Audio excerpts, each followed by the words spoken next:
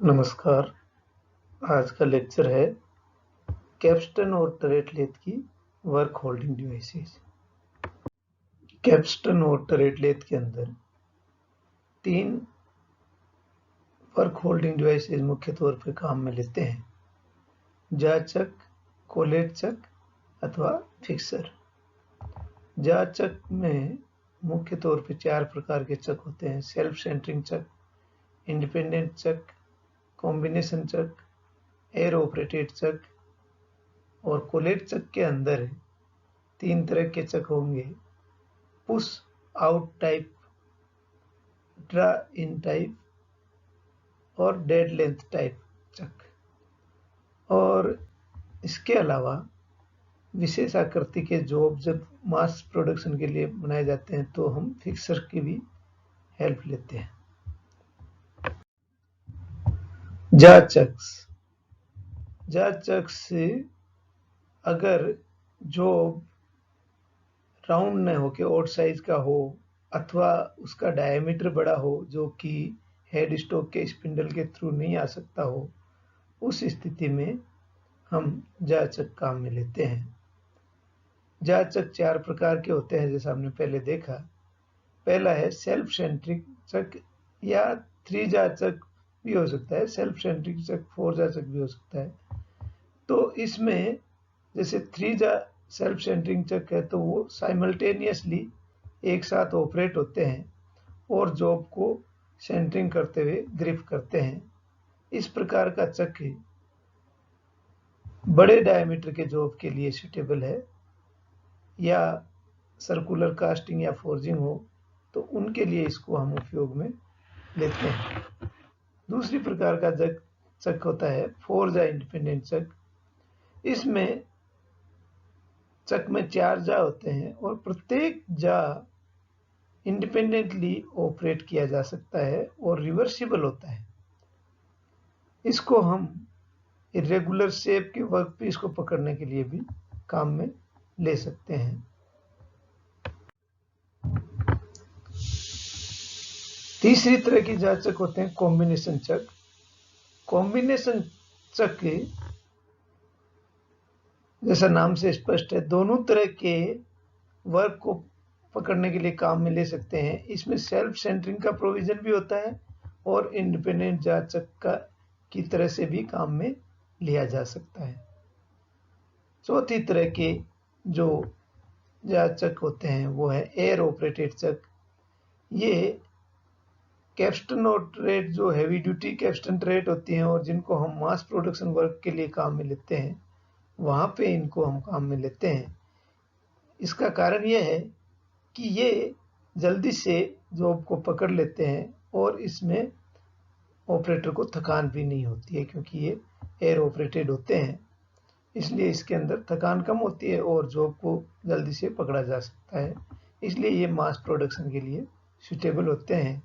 और इनमें air pressure जो है 5.5 किलोग्राम पर स्क्वायर सेंटीमीटर से 7 किलोग्राम पर स्क्वायर सेंटीमीटर तक का हो सकता है।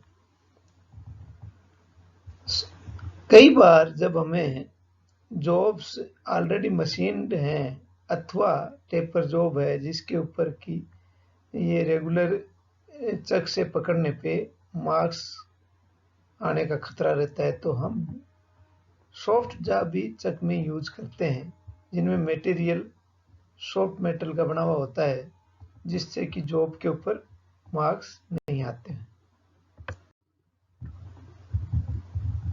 चित्र में सेल्फ सेंटरिंग चक दिखाया गया है, जो 3 जा चक हमने अभी पढ़ा उसको दिखाया गया है।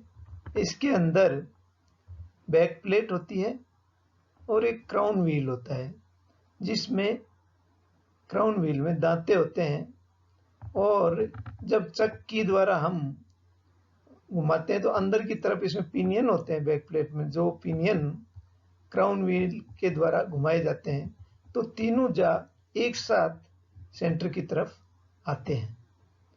इस तरह का इसमें प्रोविजन होता है। और इस प्लेट के सामने की तरफ स्क्रॉल थ्रेड्स कटी हुई होती हैं जिससे कि जा जो है एक साथ ऊपर या नीचे आते हैं। बॉडी के अंदर 3 स्लॉट कटे हुए होते हैं, उनके अंदर ये तीनों जा फंसे हुए रहते हैं और ये स्क्रोल थ्रेड से एंगेज रहते हैं, जिस कारण जब पिनियन द्वारा ये क्राउन व्हील घुमाया जाता है तो ये एक साथ नीचे या ऊपर की तरफ आते हैं। इस प्रकार ये सेंट्रल सेल्फ सेंटरिंग चक की कार्य करता है। इस चित्र में 4 जा चक दिखाया गया है जो कि जिनमें जा रिवर्सिबल होते हैं और इसके अंदर स्क्वायर थ्रेडेड स्क्रू होते हैं जो कि जा के टीथ से एंगेज रहते हैं। जब की के द्वारा इस स्क्वायर थ्रेडेड स्क्रू को घुमाया जाएगा तो थ्रेड से एंगेज होने के कारण जा अंदर या बाहर घुमाने की डायरेक्शन के अनुसार होते हैं और हर एक जाग के लिए इंडिपेंडेंट की सॉकेट होता है और स्क्रू थ्रेडेड स्क्रू होता है, जिस कारण इसको इंडिपेंडेंटली प्रत्येक जाग को हम ऑपरेट कर सकते हैं और इससे हम इरेगुलर शेप के जॉब को भी पकड़ सकते हैं। इस चित्र में एयर ऑपरेटेड चक दिखाया गया है जिसमें एयर पैसेज है ए और बी वाल्व है, सी ये हेड स्टॉक का पार्ट है ये सारा, और डी पिवोट हिंज, ई लिंक, एफ ये जा है, जी और एच ओपनिंग और क्लोजिंग डायरेक्शन बताई गई है ओपनिंग और क्लोजिंग की, और आई गाइड है, के पिस्टन रोड है, ये यहाँ से बीच में से लंबी होने के कारण ब्रेक करके दिखाया गया है, और एल ये पिस्टन है। जब एयर को इस पैसेज के द्वारा इस पिस्टन सिलेंडर के अंदर भेजा जाता है और एयर इस पे जब प्रेशर डालेगी इस डायरेक्शन में तो इस पिस्टन का मूवमेंट दिखाए गए मूवमेंट के अनुसार इस साइड में होएगा और मूवमेंट होने पे हम देख रहे हैं कि ये जो लिंक इस पिस्टन से दूसरे सिरे पे जुड़ी हुई है और डी पे हिंज है, तो ये लिंक यहाँ नीचे की डायरेक्शन में आएगी और जॉब को ग्रिप कर लेगी। इस पिस्टन के लिए यहाँ पे ये गाइड लगी हुई है जिसके ऊपर ये आगे पीछे होता है और जब जॉब को ग्रिप हटाना है तो दूसरे पैसेज से एयर का प्रेशर इस पिस्टन पे विपरीत दिशा में पड़ेगा तो ये जॉब को छोड़ देगा।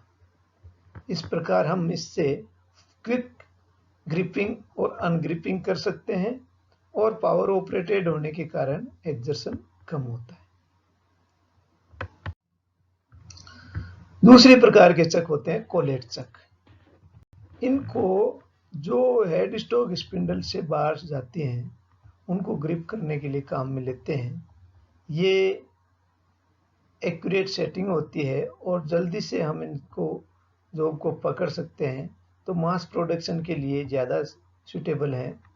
इन्हें पावर ऑपरेटेड भी हो सकते हैं और हाथ से भी ऑपरेट कर सकते हैं। इनके अंदर जो कोलेट्स होती हैं वो स्क्वायर, हेक्सागोनल, राउंड या दूसरी शेप की बनी हुई होती हैं जिससे कि अलग अलग सेक्शन की बार्स को पकड़ा जा सकता है। और कोलेट के अंदर एक स्प्लिट जो खांचा कटा हुआ होता है जिसके स्प्रिंग एक्शन के कारण ये कोलेट जॉब को ग्रिप करता है।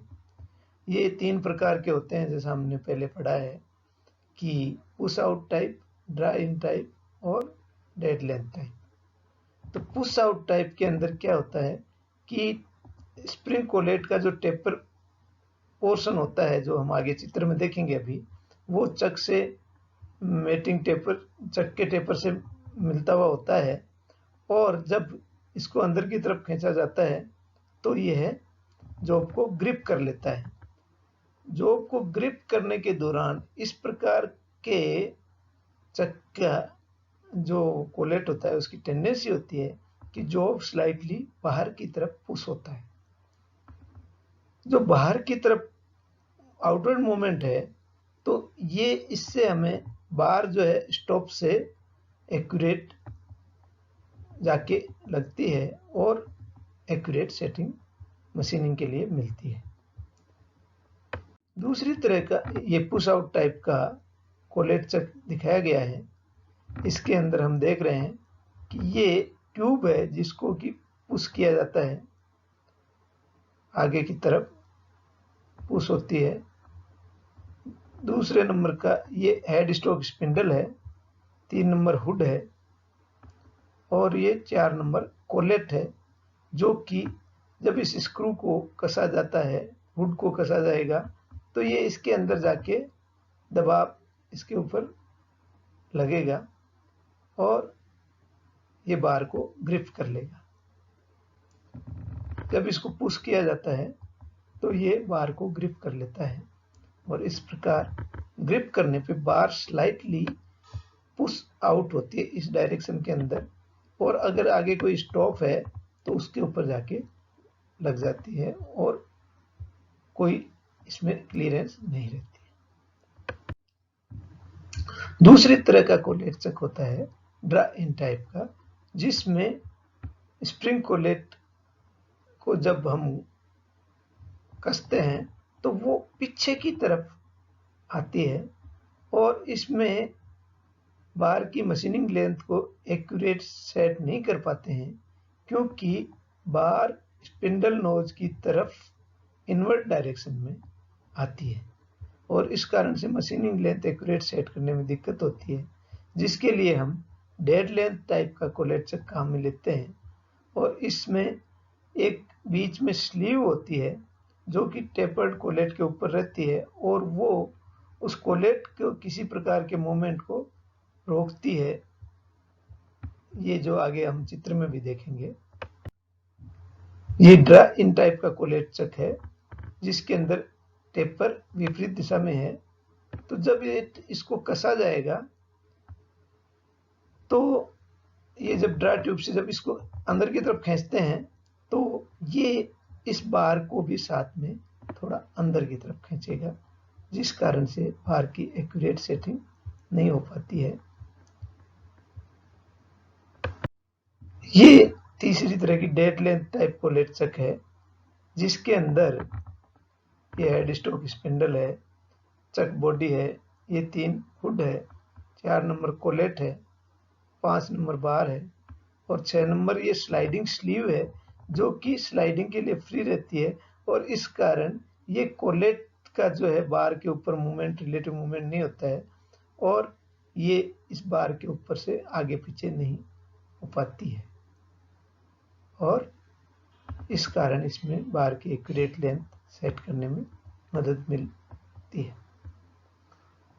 तो ये हमने जा चक और कोलेट चक के बारे में पढ़ा। और फिक्सर, जैसा हमने पहले बताया कि फिक्सर स्पेशल चक होते हैं जो कि बहुत सारे समान पीसेज जहां उत्पादन करना हो और उनको जा चक या कोलेट चक में आसानी से नहीं पकड़ पाते हैं, तो ऐसी स्थिति में हम स्पेशल फिक्सर डिजाइन कर लेते हैं और इन फिक्सर से हमें यह सुविधा रहती है कि इनके अंदर जॉब एक्यूरेटली लोकेट तो होता ही है और ग्रिप भी होता है, लेकिन साथ में लोडिंग अनलोडिंग रैपिडली की जा सकती है। तो ये आज के लेक्चर में हमने वर्क होल्डिंग डिवाइस के बारे में अध्ययन किया। धन्यवाद।